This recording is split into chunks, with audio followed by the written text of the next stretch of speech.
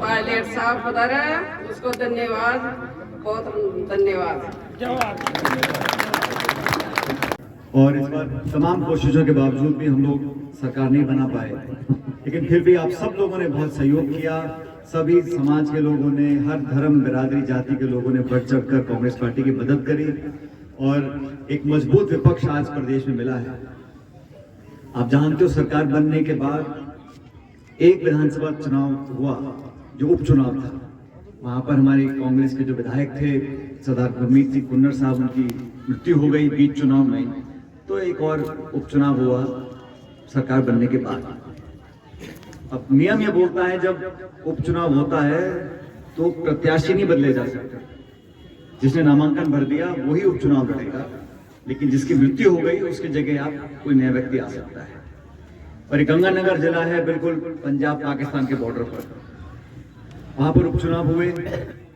हम सबने प्रचार किया, एक नौजवान को हमने टिकट दिया, रूबी कुन्नर साहब को, वो चुनाव लड़ रहे जो बीजेपी के उम्मीदवार थे।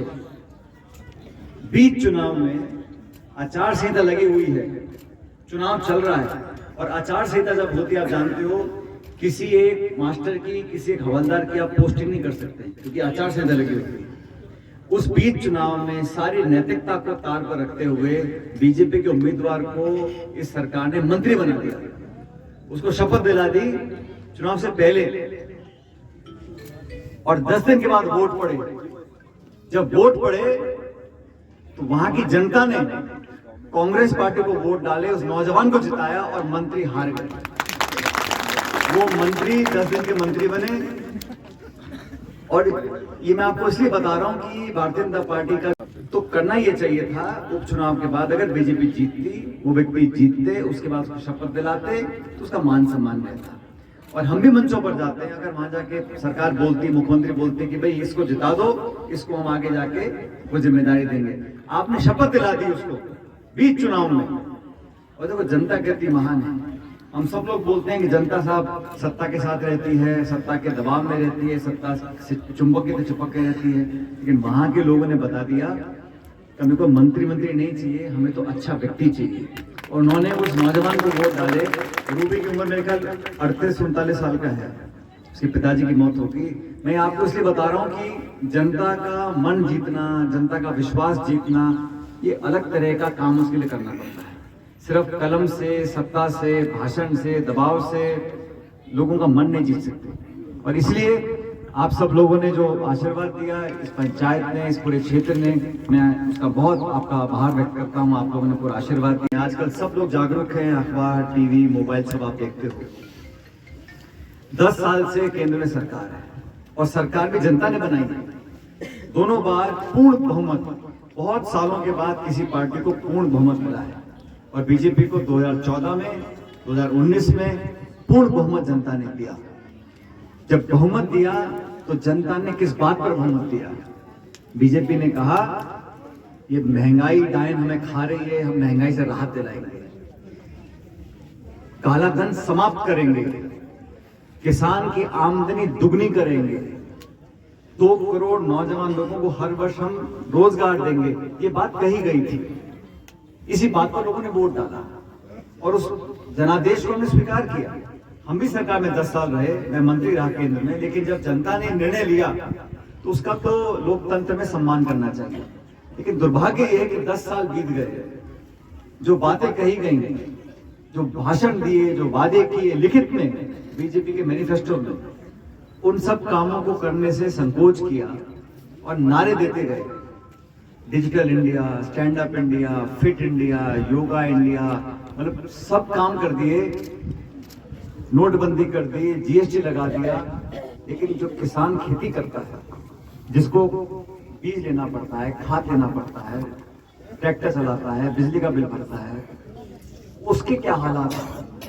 कोई कहे ना कहे, लेकिन मैं जानता हूं किसान का मन आज पीड़ित है, क्योंकि जितनी आमदनी उसको होती है उससे ज्यादा खर्चा हो रहा है।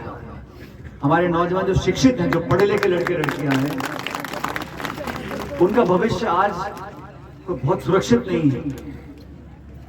किसान को जो लागत है उसकी, उस पर वादा किया गया कि जो समर्थन मूल्य है एमएसपी, उस पर कानून बनना चाहिए। जब ये 3 काले कानून बने थे और फिर 1.5 साल के आंदोलन के बाद वो कानून वापस लिए, तो कहा गया था कि जो सरकारी खरीद होती है एमएसपी, उसको हम एक कानूनी अमला देंगे। आज 3 साल हो गए, कोई परवाह नहीं। और आप लोग जानते हो देश में आज जो संस्थाएं हमारी हैं, जो 70 साल से हमारा संवैधानिक संस्थाएं हैं, निर्वाचन आयोग है, न्यायपालिका है, वो सब वो संस्थाएं जो राजनीति से ऊपर उठकर है, जो विचारधारा, दल, धर्म, जाति जाति से ऊपर उठकर है। आज हमारा जो न्यायालय का निर्णय आता है उसको चुनौती क्यों नहीं देते? आप सोचो, जो हाई कोर्ट का निर्णय आ गया, जो सुप्रीम कोर्ट ने बोल दिया, उसको हम सब मानते हैं। क्यों मानते हैं? सुप्रीम कोर्ट का जज भी तो इंसान ही है, उसकी बात क्यों मानते हैं? क्योंकि वो संस्था जो है उसमें लोगों की आस्था है, विश्वास है कि अगर सुप्रीम कोर्ट का कोई निर्णय आया है तो फिर वो कैसा भी निर्णय हो, हमें उसको मानना पड़ेगा। ये आस्था, विश्वास और विश्वसनीयता कायम कैसे होती है? ये नाम की प्लेट लगा दो उसे कायम नहीं होती, आप पद दे दो कायम नहीं होती। 70-75 सालों में सबसे महत्वपूर्ण कामयाबी इस मुल्क की है कि हम लोगों ने संविधान को सबसे ऊपर रखा है। हमारे आसपास के पड़ोस के देश देख लो, आप आज देख लो पाकिस्तान में क्या हो रहा है। चुनाव कोई डाल रहा है, वोट कोई ले रहा है, प्रधानमंत्री जेल में है, फौज कुछ कर रही है, इलेक्शन में कुछ कर रहा है, कोई सुध लेने वाला नहीं है। जितने भी आसपास के देश है, वहां पे जो संस्थाएं संविधान की, वो कमजोर है। हमारे देश में मजबूत थी, लेकिन दुर्भाग्यवश आज उन संस्थाओं पर आक्रमण हो रहा है, उनकी विश्वसनीयता पर, उनकी स्वतंत्रता पर आक्रमण हो रहा है। इसलिए हमें संज्ञान लेना पड़ेगा कि हम अच्छे अच्छे भाषण सुनते हैं अखबार में, टीवी में, होर्डिंग, पोस्टर, बैनर की कोई कमी नहीं है, लेकिन जो हमारी मूलभूत समस्याएं हैं, महंगाई की, बेरोजगारी की, नौजवान की, किसान की, शिक्षा की, सड़क की, चिकित्सा की, उद्योग की, निवेश की, उस पर हम चर्चा नहीं करते।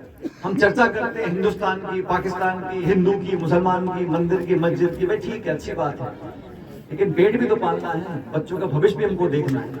और ये बातें मैं आपको इसलिए बता रहा हूं, ये देश हम सब का है।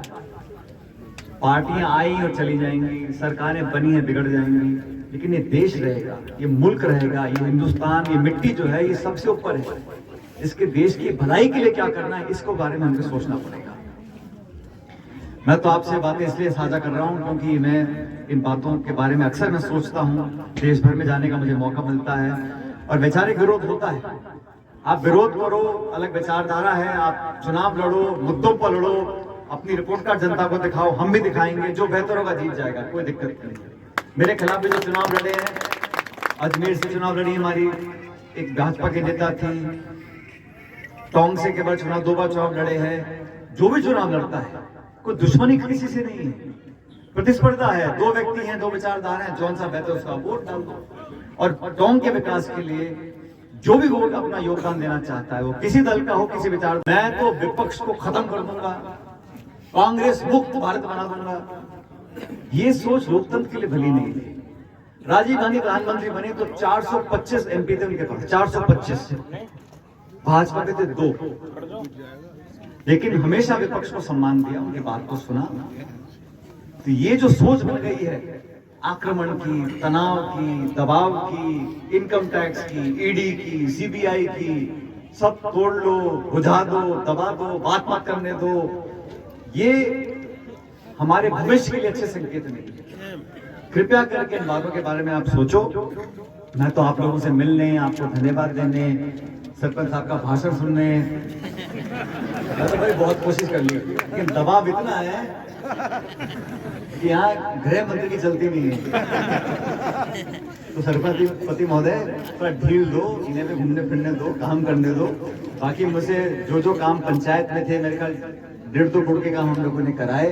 और जैसा प्रमुख साहब बोल रहे थे, रामदास जी, भाई सत्ता आती चली जाती है, लेकिन ये वही जनता है और ये वही एमएलए है। आप लोगों के काम में कोई कमी नहीं आएगी, आपके विकास में कोई कमी नहीं आएगी। और आप याद रखना, जब आपने कहा ना कि अधिकारी प्रशासन, रोंग साहब, अधिकारी प्रशासन सरकार के सेवक हैं, लेकिन सबसे पहले जनता के सेवक हैं। आप अधिकारी और प्रशासन के अफसर को बोलो, जनता के हित का कोई काम बोलो और ईमानदारी से बोलो और पब्लिक के हमदर्दी की बात आप करोगे तो कोई अधिकारी आपकी बात को टाल नहीं सकता। हाँ, आपके मन में कुछ चोर है, भाई किसी को ठेका दिलवाना है, किसी की कुछ ट्रांसफर करवानी है, खुद ही आप लफड़ा करवाओगे अधिकारियों से, तो फिर अधिकारी भी समझ जाएगा कि नेता ऐसे ही है। आप अगर भले की बात करो, विकास की बात करो और जायज बात करो तो कोई अधिकारी आपकी बात को टाल नहीं सकता, क्योंकि मन में शक्ति होनी चाहिए। अगर मैं सही बात बोल रहा हूँ, मेरे क्षेत्र के लोगों की वाजिब मांग है, हमेशा की तरह पहले तो लंबा खींच दिया, जब मैं टाइट किया फिर थोड़ा कम कर दिया। ये मोल हम लोग करते रहते हैं। सरपंचों के साथ में बहुत काम किया है 25 साल में। तो जो भी हो, इन बच्चों के लिए स्कूल के लिए 3 कमरे मैं मेरे विधायक कोटे से बनवाऊंगा ताकि बच्चे अच्छी पढ़ाई कर सकें। और इसके लिए उन्होंने मुझे जो एस्टिमेट बताया है कि 18 लाख रुपए में बनेंगे। आप इन 3 कमरों का निर्माण करवा लो और मेरा निवेदन है, बारिश से पहले करवा लेना, पैसे भिजवा दूंगा मैं, ताकि बच्चों के लिए अपनी पढ़ाई का अच्छा अंजाम हो जाए। आप सब ने जो हिम्मत दी है उसका मैं हमेशा कायल रहूंगा। आपका धन्यवाद करता हूं। और जैसा अभी सब बोल रहे थे, आने वाले समय में लोकसभा के चुनाव आने वाले हैं। लोकसभा चुनाव में भी जितनी हम सब ने मेहनत की विधानसभा में, उससे ज्यादा मेहनत करेंगे। कांग्रेस पार्टी जिसको भी टिकट देगी, जिसको भी यहाँ हमारे साथ उतार के भेजेगी, हम सब जिम्मेदारी से उसको चुनाव जितवाएंगे, ताकि एक मैसेज पूरे प्रदेश और देश में जाए कि यहाँ पर कांग्रेस मजबूत है और मजबूत रहेगी। आप सबका बहुत बहुत धन्यवाद। राम राम साहब।